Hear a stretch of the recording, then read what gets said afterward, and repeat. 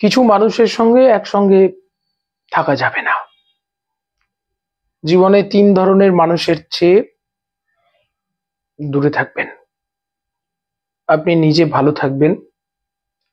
আর দেখুন, সাপ, একটি গর্তের মধ্যে সাপ আছে, আপনি যদি জেনে শুনে তার মধ্যে হাত দেন, আপনার ছোবল খাওয়াটা অবশ্যম্ভাবী, কেউ আটকাতে পারবে না, আপনার মৃত্যু অনিবার্য।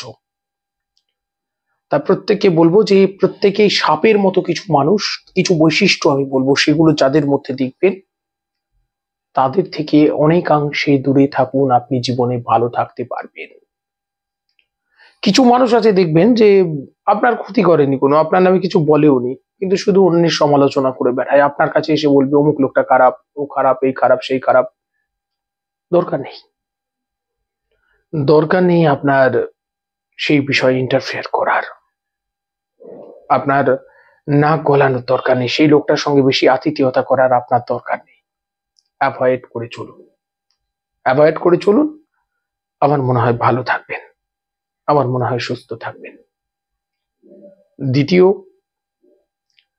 দ্বিতীয় হচ্ছে, আপনার একটা চেষ্টা করতে হবে। আরেক ধরনের মানুষ যারা খোঁচা দিয়ে কথা বলে, খুব ডেঞ্জারাস।